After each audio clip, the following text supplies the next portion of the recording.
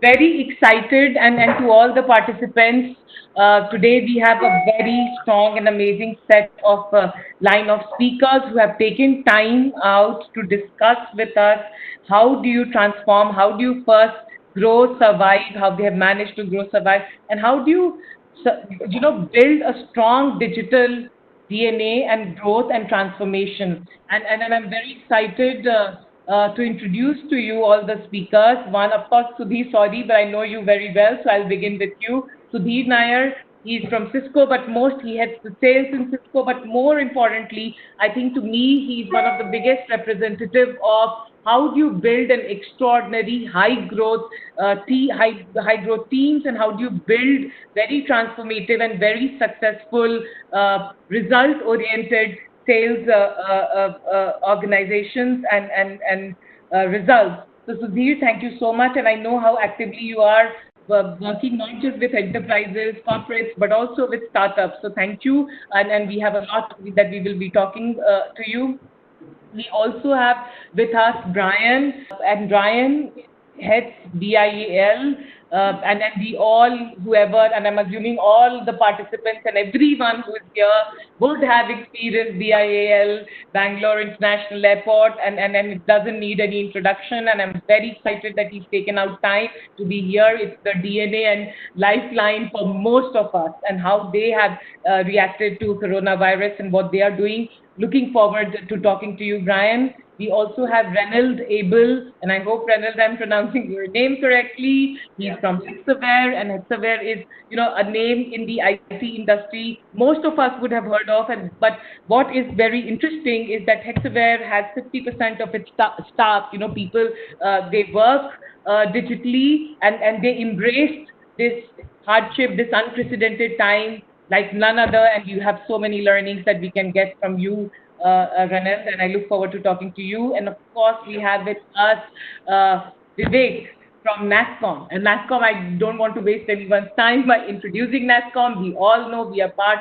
NASSCOM binds us all together as an association, as an organization which has championed the cause of Indian IT industry, the growth of Indian IT industry. And Vivek is there, and we want to understand what this time means for all of us.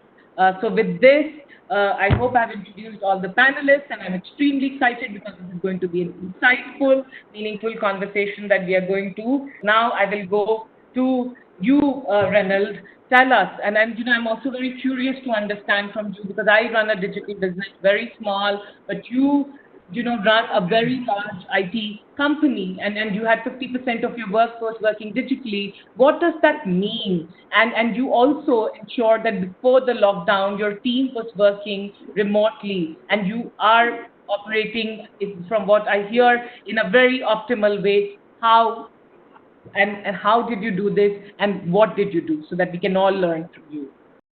Hey guys, good morning. In Hexaware, we were very closely monitoring how the corona is impacting business, continuity, all that. This is something which is new, which is not, which was not a normal earlier. Every organization had some BCP plan in place, but it is not for 100% work from home. So when we started planning on this, so we wanted to have certain considerations done. So one, what would be the business expectation? They would want us to quickly deploy. They would want us to scale.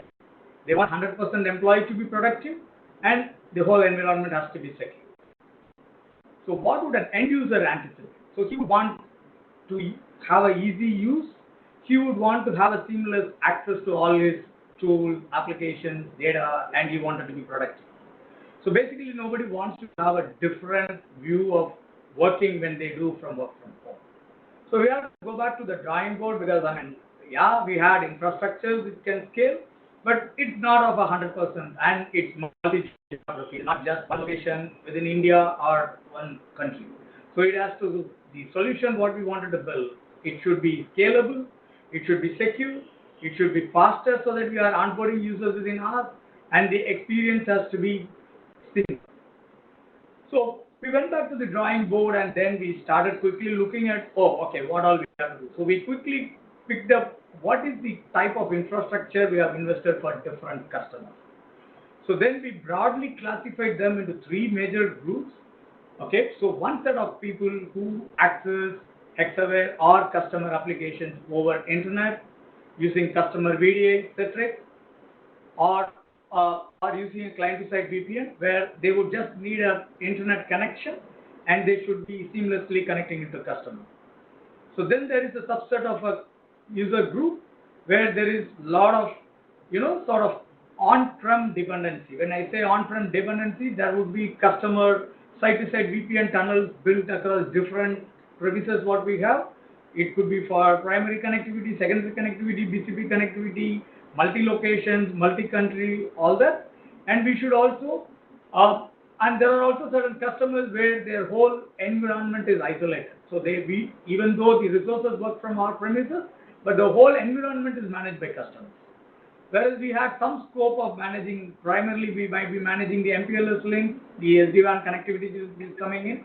So there are multiple breed of solutions we have to think through to enable all the users to do work from home. So typically we broadly classified into three broad categories. One is pure vanilla internet as a requirement.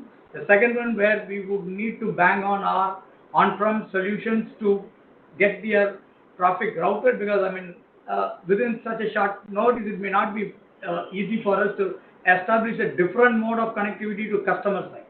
So predominantly we should see how do we leverage the capability what we have on-premises to enable that. And the third one is where it is a completely isolated, where we have to go back to customer and say, hey, how do we get us access to your environment? So all this there, and on an advantage to us, we were already leveraging certain cloud-based infrastructure. For example, we were using cloud-based proxy solutions with that. So it made it a little easier for us to use the same solutions, irrespective of whether the user is inside the premises or outside the premises. The same policies, the same security control, the same governance follows him wherever he is. So we were able to easily use that and onboard 60-65% of our user group. So we sort of broke down our teams into different strategic teams.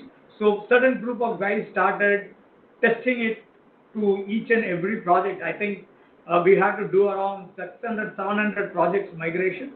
So we quickly put teams to do testing and move these set of guys so that the core team can start working on where we need to invest on solution, technology, and products to enable the rest of the crowd. So then we also use the capability of a private access capability what the existing proxy cloud gave us. So we enable wherever we have dependency on on-prem infrastructure, we use their private access capability to route the traffic to on-prem and route it directly to customer without getting into our data centers and all that. So we did a simple network routing using our infrastructure and circuits to move the traffic to customer. So that helped us to do another 30-35% of the crowd. So rest of the 15% of the crowd, we enable governance and meetings with customer, and we work with them and test it. So basically, around 90-95% of our employee base, we moved them work from home in less than 48 hours. So that was a great success for us. I have to go to Brian in consideration of the time. We have to ask, specifically I wanted to ask you, how much effort did it take to move them so quickly online, and what exactly were the specific things that you did? So basically, it is the identification of the solution, brainstorming on that too. Our approach was to leverage whatever we have as the first option to look out, then look out with what can add on our infrastructure, which can easily help us to move forward towards enabling the rest of the functionalities where we are sort of constrained at this point of time. So we started only plugging in those infrastructure. We quickly connected with those partners. They also came a long way to support us. We didn't bother about pricing, we didn't bother about POs, purchase orders, all that. Everybody gave a helping hand, and our customers also were okay to sort of relax and constrain stuff. And we quickly moved around, and the whole change management was very, sort of seamless, and it helped us to move forward towards that. So basically, leveraging your existing capability, adding bits and pieces what you need to bridge to get what you want and focus on that and just move on. So that was the approach we took. Thank you, Ranil. And as you head the technology, the technology group in Hexaware, we can imagine the kind of pressure and the kind of stress that would have come on your head, and the way that you've managed. And what I hear from you is not just the options of what you chose to go online, but just getting the whole ecosystem and moving with a insane agility led to this happening in a very seamless way. Absolutely. Because there are certain parameters which is under your control, certain things which is not under control. So our facilities team also did a great job. They were able to get around 5,000, 6,000 data cards in 48 hours. Yeah, sure. Okay. Now I will go to Brian. Brian, can you hear me? Yeah, good morning, Shradha. How are you? I'm good. Good morning, Brian. I asked earlier, how do you pronounce your surname? Do you call it Roque, Roque, Roque? It's the Anglo version, so they say Roach. Roach. They say a long go, if you like, but the French say Roche. So I don't mind either way, Roche or Roach. Which one do you prefer? I use Roach. Roach. So we have with us, so let me just have the privilege of introducing you properly. So we have with us Brian Roach, CIO, Bengaluru International Airport, or BIAL as it is known. I was telling you guys, everyone earlier, Kempegowda, the airport, it's a lifeline. This airport, we have all gone as many times, and we go throughout the years, over the years. And Kempegowda Airport is the third busiest airport by passenger traffic in our country. And it will be interesting, Brian, but I want to know so many things from you. But one is that, this is epicenter of action, so many humans, activity. How, yes. did you deal with this? How? Tell us what happened. How did you deal with it? Tell us the whole story. Cool. So, effectively, we were very early in the understanding of the problem. Everybody in the world was looking and saying, how do we deal with this? What is happening? So Bio reacted very early, and we got a screening process and a passenger separation. Obviously, there was certain areas which were targeted, certain hotspots in the world that we looked at more closely, and we got the screening process in action very early, and we've got a team dedicated to it. So we have a business continuity team led by a guy called Dr. Devazia, who's done a phenomenal job, and I genuinely say this, and this is not a big up. He's done a brilliant job, and part of that was separation of the screening. Part of it was acting with the authorities at an early stage. So we worked with the hospitals as well. So when we did have potential passengers who we thought had a temperature, for example, which was coming out of the screening, we mobilized very quickly to do that. And we got a good reputation for how we handled it, both from the passengers themselves, because obviously some of them just had a temperature. They were just unwell, nothing to do with COVID. So that was early. Then we also remember, we're building a brand new terminal, and we just built a brand new runway. There's a whole landside project going on as well. So we had many thousands of workers. A lot of those are migrant workers. They're from all over India, and they were in on our labor camps, and so we had to look after them. So once the impact was felt, we obviously had to follow the government legislation and work with the government very closely. But obviously, we also had thousands of people were basically left. A lot of these are day wage workers. So we've had to go through a process of looking after those people as well. So a lot of them didn't go to a lot of them left to go to their hometown, but many stayed. So we've been sending thousands upon thousands of meals every day. Our entire catering for the airlines was and the hotels was turned into catering for these people. So that's also a consideration. There's a huge human factor here as well. That's not just technology, but we use technology to find out what the problem is, communicate as efficiently as possible, and make sure these people were fed and looked after. So that's where we are now. So that's the construction side. On the airline side, yes, we have the same information as you guys. 3rd of May, fingers crossed. That's the go live date. But obviously, we've had to keep the airport because it's a specialist facility, secure facility. So we had to go into specialist workers, obviously those that were legally allowed to move, and then also be ready for the operation.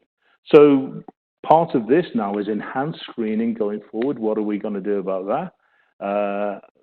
The truth is we really don't know at this stage. We have some idea, but who knows what the passenger capacity will be, whether there'll probably be a fall. And a lot of that is international, so that's not within our gift. On the technology side, everybody's working from home. And it's stood up phenomenally because we have a hybrid system. So we have our localized service. We have to have that because we're an airport. We can't rely on a third party. So we have to stand on our own 2 feet. But we also have a very good service. Teams, Microsoft Teams, WebEx has been phenomenal. It's been an eye opener because everybody just at very short notice moved away. But because we have this very resilient system, Cisco are one of our key partners with this, by the way, and Sadir and his team have been brilliant in supporting us. So it's a full 360. This is a technology based, this is a people based, and there's a humanity based that we've been doing as well. So we're genuinely very proud of what we've been doing.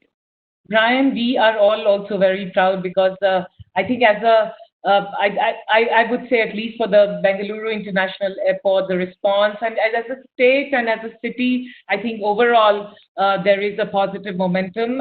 I wanted to ask you specifically one more question.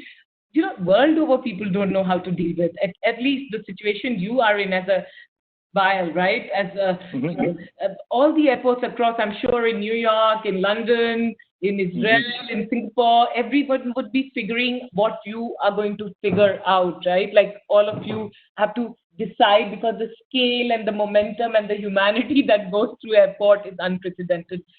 Give us some. Tell me what is going in your mind as one or two top strategic thinking of actions that you might consider? Well, it's new for everybody. So we look after the normal security and the screening, the passenger screening that you go through for obviously, the normal security screening that you'd expect, and the passenger processing. What are we thinking about for the future? Well, now we've got a completely new facade to all of this, which is we have to have passenger separation. How are the aircraft going to fly? I mean, because at the moment, for example, even our critical workers coming to the airports still now, they have to be separated by 2 meters within the vehicle. A driver and a guy sitting in the back is maybe one, or on our buses that we have for our staff. But the aircraft are going to be the same thing. So does that mean, for example, 1 row of 3 seats across is just one person, and then there's a space behind and one behind that? Genuinely, we don't know what these airlines are going to choose because, by the way, this is an international problem. So the rules in Singapore will be different from the rules in Germany, which will be different from the rules in Qatar or whatever. So we sit there thinking, what do we do now? What an airport does in all of our security is we have to have what's called the highest common denominator of security. So if India has this level of security and the UK has this one, and then India has a higher different security, for example, for a different passenger screening, there's a simple bar. Whatever the highest bar is what we have to take. Now the bar itself is also moving. So for us, communication is essential. And that's a full 360. Obviously, the government departments within India, the health departments, and all of our international partners.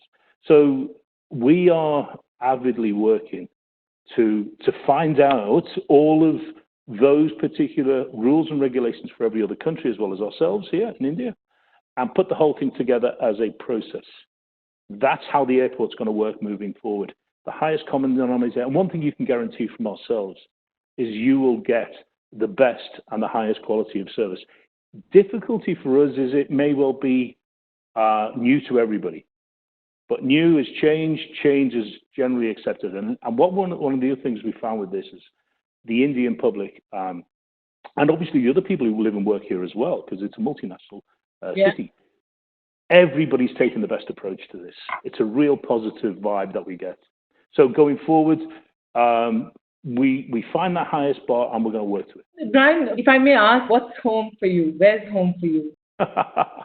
I'm like a global gypsy, to be honest with you. My original home is Liverpool in the UK. For anybody who knows me, I am.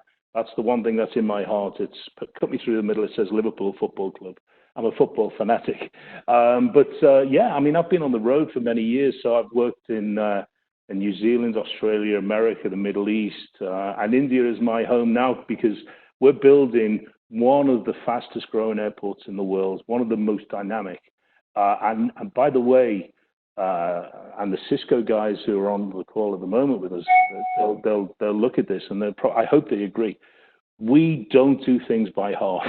And one thing I've learned since I've been here is they go for it. And everything's about technology, everything's about passenger experience, very, very positive. So for me, this is my home right now. And I'm looking forward to us getting, obviously, the new terminal up and running. And that's my goal, deliver the terminal for you guys, because this is an expression of how seriously the city of Bangalore, the state of Karnataka, and the Bangalore Airports International Limited, which is our company. That's how seriously we take it. It's top of the tree on everything. Thanks, Brian. I can keep on asking questions, and I see a lot of questions coming your way because you are, as I said, you define what is lifeline for most of us, right? Like Bangalore is, as we said, it's a cosmopolitan city, and we're all traveling. We all want to understand so much from you. But let's see if the time permits. I'm going to ask you more. But now I will go to Vivek from NASSCOM. Vivek, I hope you can hear me. This is an unprecedented time, and also the way the world is transforming is again very unprecedented. And what are you seeing? What are some of the trends you are seeing emerging? Because you are at a focal point where you're interacting, engaging with so many companies in the tech IT space. Tell us what are some of the key trends you're seeing emerge out of this COVID-19. Right. Thanks, Shradha. I work for NASSCOM, and also I have two roles. One is at NASSCOM with the headquarters, and second is where NASSCOM has got a center of excellence for digital innovation. We call it as Industry Digital Innovation Consortium, right? So one side, NASSCOM is brand agnostic across IT companies. That's how we call it as National Association of Software and Service Companies. On the other side, we are not only looking at the IT industry, but each industry vertical, right? Whether it is manufacturing, whether it is healthcare. So I think one of the key sentiments which are coming back from different industries, IT seems not to be much alike, right? Of course, now by virtue of its working style, IT had been used to working from home. That does not mean, of course, it has affected the work. There is a good trace of IT staff which is required to be working at the office, near to the network centers, near to the real operations, right? But at NASSCOM, when we are hearing it from nearly 3,500 members who are NASSCOM members, right, IT companies, yes, there are uncertainties in people's mind. People don't want to start in a big bang. You will not see 3rd of May, everything opens up in full throttle. Right? From the travel perspective, I was hearing Brian Bush, probably I'm speaking his name correctly. Bangalore is our epicenter for central, right? And I'm calling epicenter again because NASSCOM has got many epicenters across all four regions in India, which means our travel gets restricted. No, but what we have seen, and our President Devyani Ghosh is very much active in the media, active in the government in terms of really streamlining things, both for IT and other industries. People have already set their business continuity plan starting from October, right? IT is ahead. They have taken all the precautions. We have also been very active on the healthcare and pharma. We have another entity within NASCOM called 10,000 Startups, who has taken all the innovation on healthcare, whether it is masks, whether it is ventilators, whether it is testing kits, right, to the right recipients in the government so that it can be patented, it can be manufactured, it can be distributed to the consumers, right? So I think if I switch from IT, which is slightly easier to de-risk, and we are trying to do it for 3,500 companies, IT companies, holistically, and Devyani Ghosh has been at the epicenter. From the center of excellence perspective, we are picking up each and every industry. So healthcare has become a supplier of solutions, very much. And I know in last 2 months, 2.5 months, you would not imagine the kind of innovations which are coming out from the healthcare industry. And of course, you will see the next wave will be patents from our Indian entrepreneurs and Indian thinkers, right?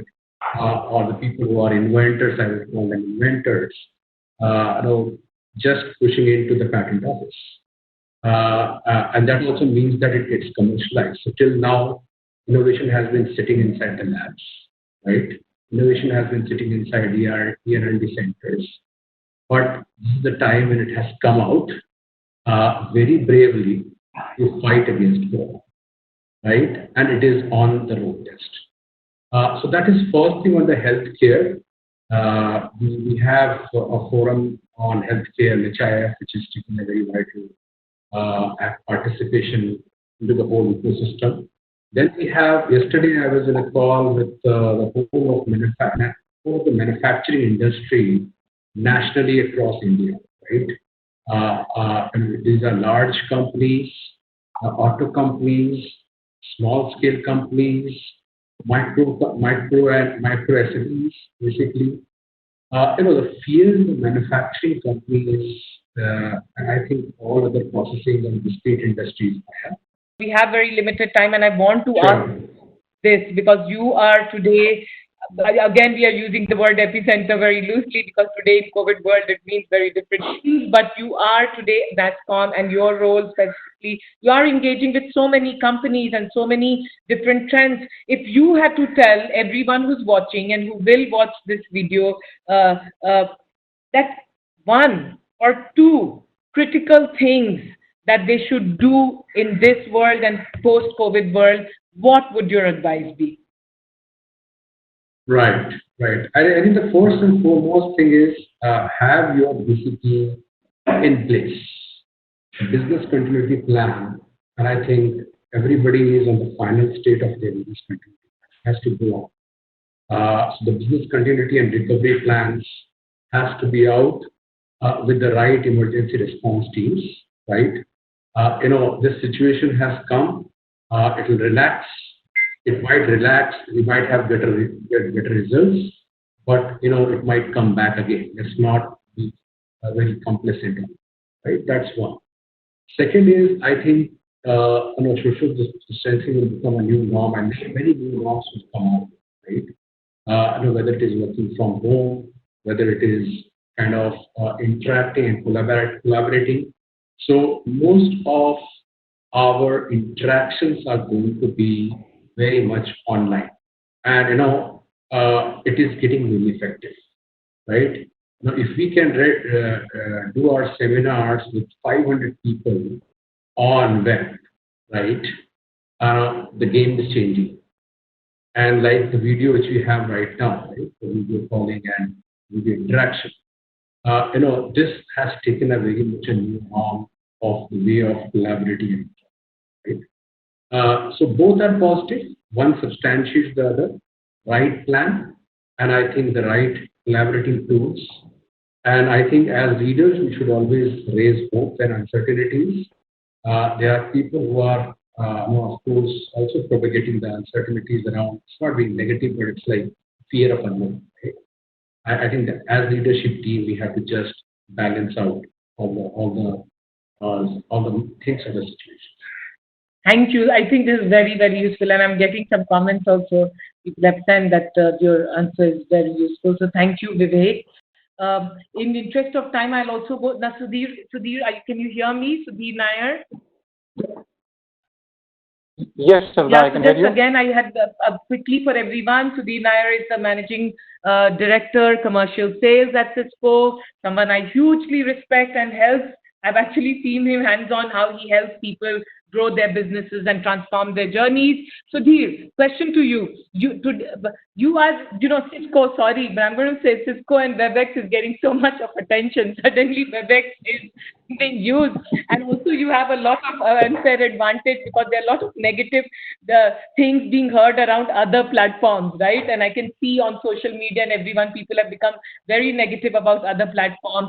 Tell us, have you seen any interesting scenario case studies or something different happening which all of us can learn from a usage perspective? Absolutely, Shradha. So first, quick comments. I think, as Brian said, I'm missing my breakfast and tea with him, and I had more meals on Bangalore airport than at home.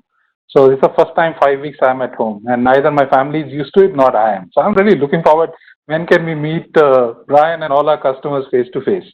Now, coming back specifically to your question, we've seen unprecedented usage of video. And okay, WebEx is our product, but we never seen anything like this before. Just to give you some statistics, between January and now, we are running 3.5x.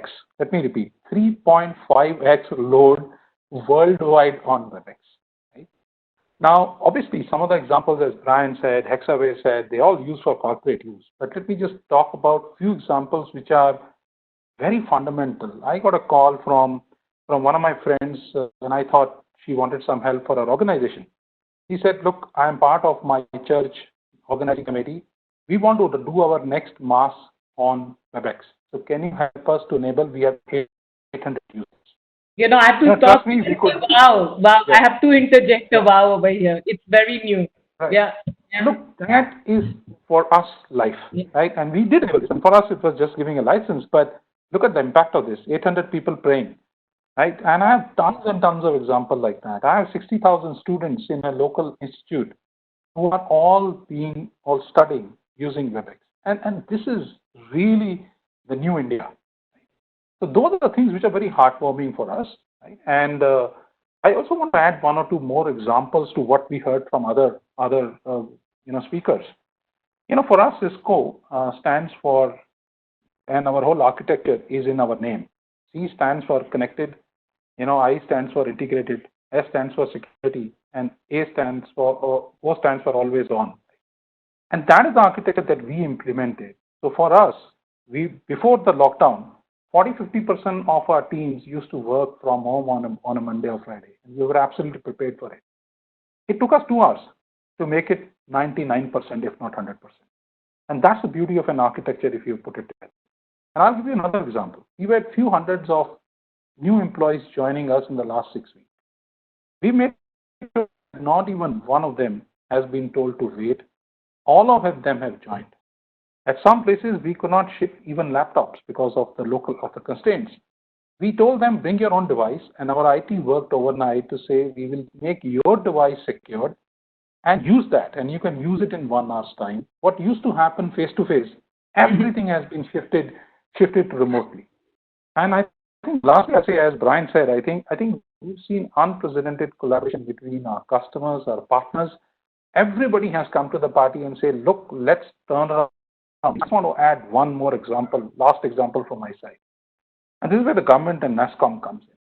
So a part of our business is call center, where our customers can call us for complaints and all. And we have 3,000 such people in Bangalore. and it's very, very critical function at this time. The earlier rule was that you need to have a static IP and they had to be in office. Great support from NASSCOM and then DOT. We got that approval with NASSCOM's help in 48 hours. That though even those employees can work from home, there are 6.5 million such workers in India. It's not only Cisco, we have only 3,000. And that is the level of collaboration we have seen between NASSCOM, government, and the industry, and everybody's working from home. So I think this is great to see that. And last thing, I want to just bring out one challenge. In technology, we know how to implement it. We've done it for thousands of our customers. We even made most of our software free for 90 days so that people can download and use it, like the church that I was talking about. But what is difficult, most difficult is, how do we still keep our employees engaged and motivated in the Indian culture that we thrive into? And we tried that also. So in my team, I run something called a weekly cocktail hour, and we get all the spouses and then the team members for 1 hour, and we just sit and have our own drink and celebrate and watch each other on video. I mean, we're seeing more collaboration happening like this, which was normally not possible when we were doing face-to-face. So that's pretty much an answer from my side, Shradha. Thank you, Sudhir. Such a pleasure listening to you. I'm just thinking, how to do cocktail hours? Alcohol is not available. Are you getting alcohol? That's a separate conversation we will have later. No. So coming back, we have before we start taking questions from the participants or the audience. I have one very quick from all of you, and Vivek did answer. But if all of you can tell us in very short crisp way, what's your biggest learning from COVID, and what is one advice that you will give all of us? Brian, can we begin with you, or Vivek, or Ranil? Any one of you, please. So it's going to be a new way of working. So what we were traditionally thinking is not going to be there. So we should think differently. Yeah. Let it be technology, let it be engagement, let it be whatever it is. I mean, Yeah. what we were doing all this while, we have to unwind and start learning. Ranil, thank you. And I think you would, I think you will have such a case study, because you're heading technology and now you're seeing technology and the disruption. So I think after a certain point, you'll have such a before and after journey to tell all of us. Yeah, thank you. Vivek, are you there? I think it has made us very strong. If I go back 4 5 weeks or maybe more than that, and if I see where we are today and where we are heading, I think we are leading most of the countries with a key position in World Health Organization. So we have our Prime Minister Modi has a leading position in World Health Organization. And of course, there are different perspectives around WHO. But it has made us strong. It has really made us, all of us, strong. And I feel that the new norm, yes, it might be hitting a lot of industries from the productivity perspective, but the new norm will set us into a new ways of working, and that will be very positive. Thank you. Thank you so much. Thanks a lot. Again, I'm just thinking, Vivek, you are also going to be a box full of stories after this, because, so many experiences, so many sectors, right? Like the kind of learning that will happen now. Yeah, thank you. Look forward to more conversation. Yeah. Brian, can you hear us? Slightly broken. I hope you can hear me. Yes, we can. Yes. Okay, so I think the question was, what is one key learning from all of this, and a strong piece of advice to the audience? Okay, I have two parts of my life, effectively. One is effectively pure data center, and all of the multi capabilities that brings. But obviously, coming from an aviation background as well, everything we do is redundant. So arguably, lean processing, we observe it, we see it, we know it, but the redundancy has to be there because it's people's lives, it's security, all of those things. So the key learning for me is business continuity plan is now no longer at the back of the queue. DR and business continuity go together, hand in hand. I would say that everybody needs to be observant of what's going to happen with Corona. It's going to change our lives. Yeah. So we've now all of a sudden had to adopt other aspects of things that we never really talked about. You know, security is key for us, and there's lots of data security, people security, physical security. Now I've got to look after passengers as well from their health point of view, but we all have to do it. So the key learning for me is what we're going to do with that information, how we're going to secure it going forward, because obviously this is personalized information. Everybody listening to this WebEx, we will need to know something about those people, but we can't be pervasive, we can't be invasive in their own space, but we still have to be observant, and we have to look after each other. So the thing about this is there is going to be multiple applications coming out very shortly where people feed that information. Who have you been with? Where have you been? But how do we secure that? How do we make sure that that is not an invasion of privacy? So the key learning for me at the moment is to look at that information and say, okay, my responsibility is to make it sacred. I'm going to look after it for the individual, and that, therefore, from the passenger point of view, they have the trust in us that when they come to the airport, we will move them safely through the airport.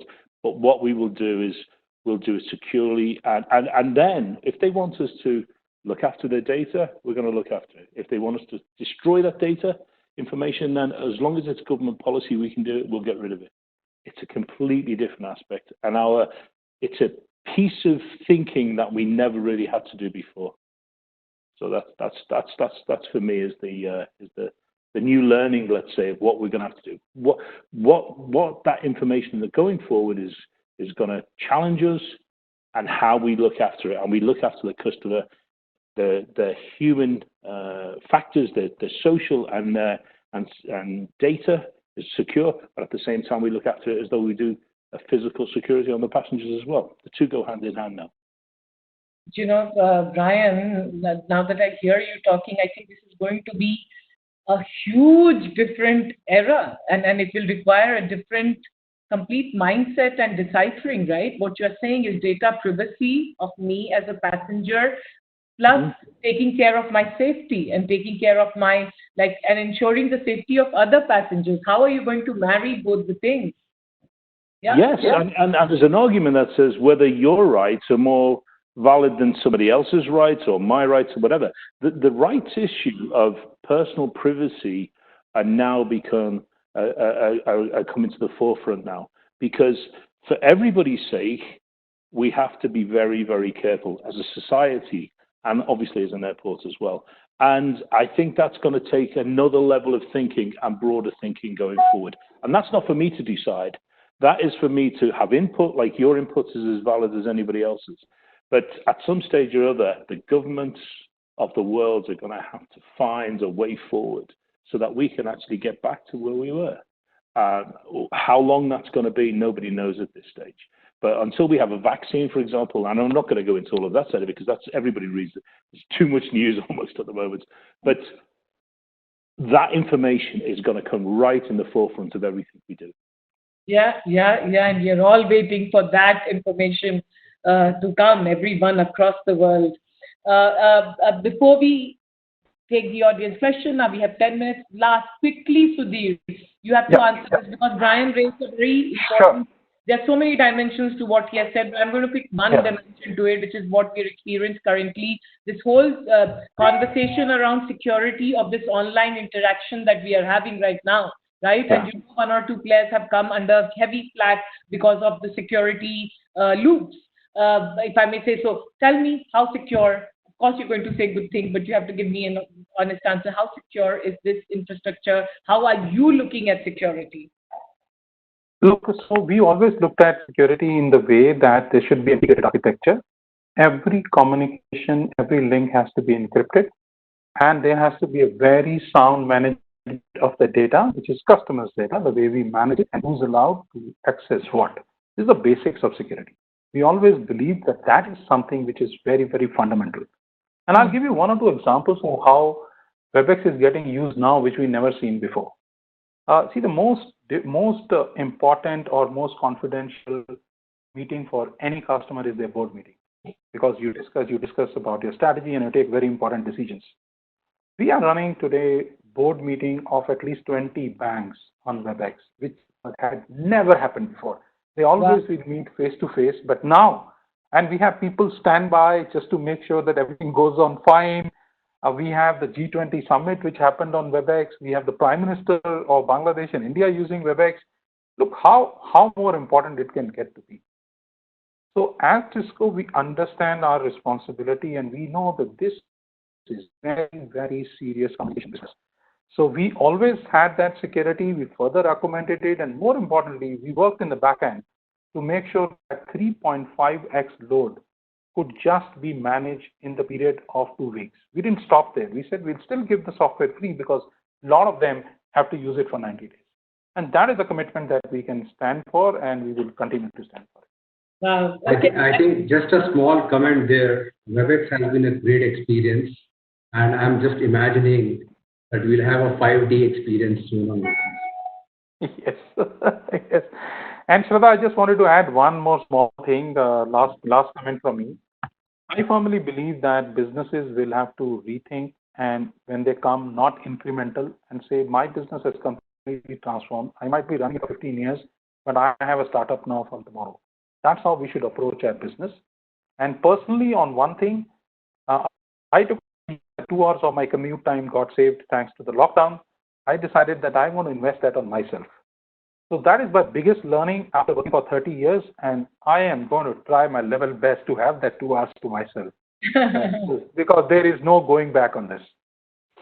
Sudhir, I'm going to keep a tab and check whether you do, because you are one person who's even spent his Saturday, Sunday going and helping people, and you've spent time with us. Anyways, now we'll take questions from everyone. If you have any questions, please do send across. And if we can't answer, what we will do is that we will request Cisco team and YourStory team if you could compile and send the answers to everyone through an email if we can't answer all the questions. Maybe we can just throw one question in there. In 5 words each, the panelists, what is one technology that you're looking at that might be very useful in the future? 5 words or less for each panelist. Pick 1 or 2 interesting emerging technologies which may have an impact. Sudhir, you want to start? So I'll go first. It is security and collaboration. These are the 2 things which will see a different level of use altogether. Brilliant. Ryan, what's on your radar? Screening is standard. Thermal imaging is going to be one of our key technologies going forward. Screening and thermal imaging. Okay, great. Renard, what about you?